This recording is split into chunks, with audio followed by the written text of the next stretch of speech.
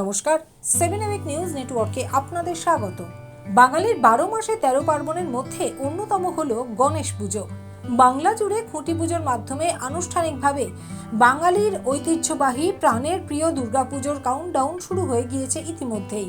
আর দুর্গাপুজোর প্রস্তুতির পাশাপাশি বাংলা জুড়ে চলছে সর্বজনীন গণেশ পুজোর প্রস্তুতিও।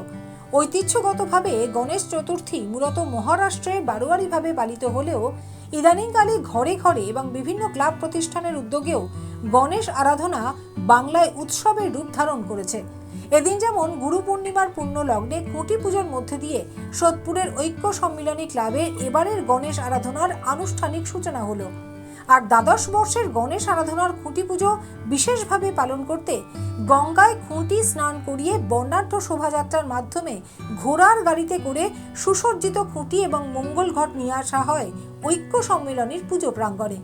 এদিনের খুঁটি পুজোয় বৃষ্টি উপেক্ষা করেই বর্ণাঢ্য শোভাযাত্রায় অংশগ্রহণ করে আনন্দে মেতে ওঠেন সোদপুর সাহাপাড়া এলাকার বাসিন্দারা।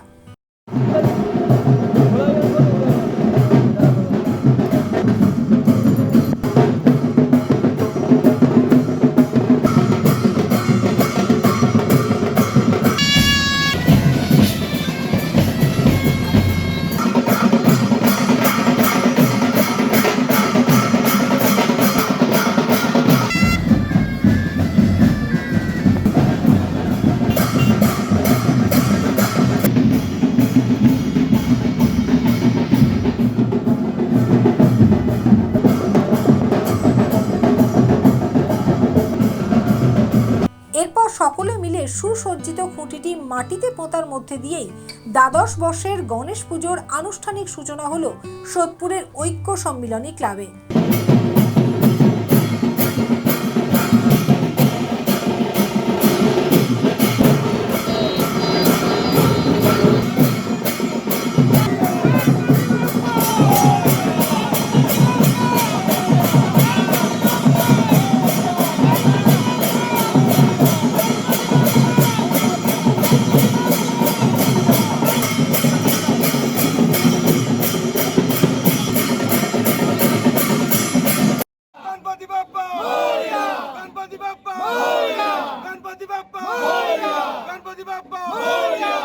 मंगलमूर्ति मोरया, मंगलमूर्ति मोरया।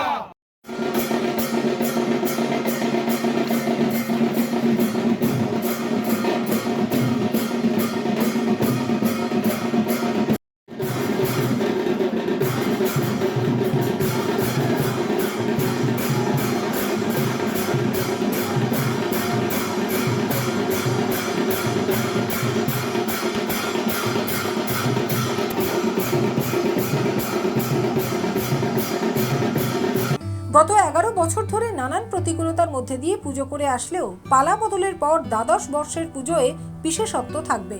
আর এই বছর থেকে তাদের নিজস্ব ক্লাবের মাঠেই গণেশ পুজো করা হবে। তবে প্রত্যেক বছরের মতো এবছরও পুজো উপলক্ষে তাদের সকলে মিলে সামাজিক দায়িত্ব পালনের কাজ অব্যাহত থাকবে।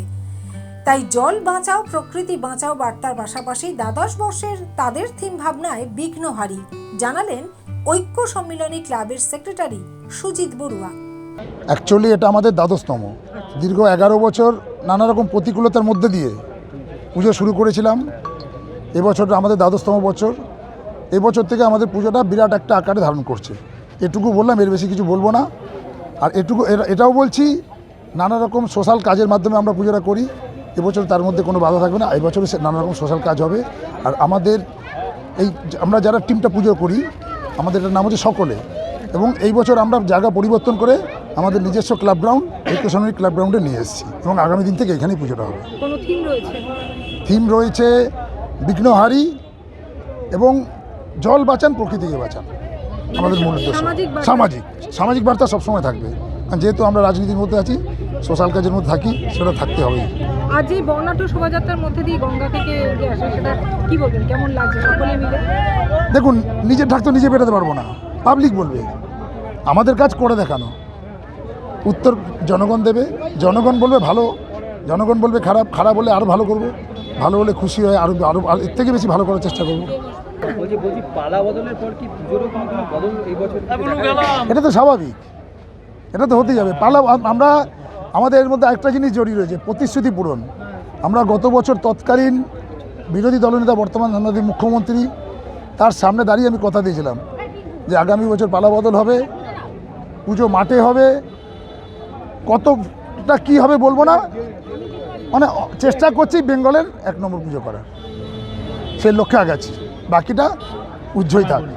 থিম বিঘ্নহারী সৃজনে রয়েছেন প্রখ্যাত শিল্পী ইন্দ্রজিৎ পোদ্দার। আর খুঁটি পুজোর দিনই আনুষ্ঠানিকভাবে দ্বাদশ বর্ষের পুজোর ব্যানারও উন্মোচন করা হলো। শিল্পী ইন্দ্রজিৎ পোদ্দার সহ ক্লাবের কর্মকর্তা এবং পুজো উদ্যোক্তারা তুমুল উৎসাহ উদ্দীপনার সাথে এদিন সকলে মিলে পুজোর ব্যানার উন্মোচন করলেন। মহারাষ্ট্রের পাশাপাশি বর্তমানে বাংলাতেও গণেশ পুজো পালিত হচ্ছে, তবে পশ্চিমবঙ্গের মানুষ এবছর একটি অন্যরকম বিঘ্নহারীর আরাধনা দেখতে পাবে সোদপুরের সাহাপাড়ায়। মণ্ডপ এবং প্রতিমায় থাকছে বিশেষ আকর্ষণ, জানালেন সৃজন শিল্পী ইন্দ্রজিৎ পোদ্দার।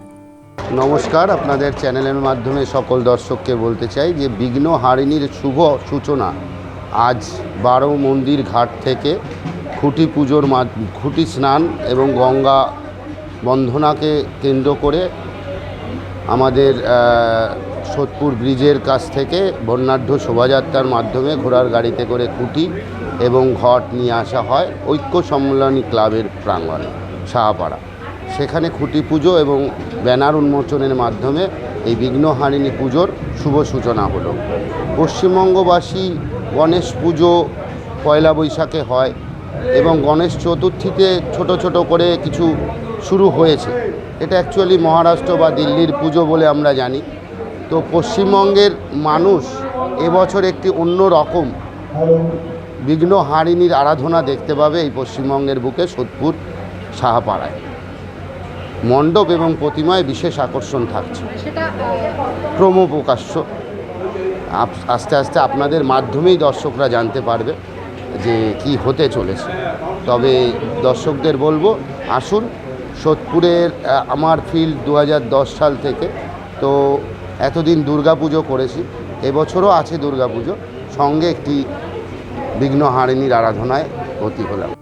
গৌতমী নাথ এবং শ্যামল পালের রিপোর্ট 7 এবেক নিউজ নেটওয়ার্ক। আরও বিভিন্ন খবরের আপডেট জানতে হলে অবশ্যই সাবস্ক্রাইব করুন 7 এবেক নিউজ নেটওয়ার্ক চ্যানেলটি, কারণ আপনাদের একটা সাবস্ক্রিপশন আমাদের কাছে অত্যন্ত মূল্যবান। পাশাপাশি অবশ্যই ফলো করুন আমাদের হোয়াটসঅ্যাপ চ্যানেলটিও। জয় হিন্দ।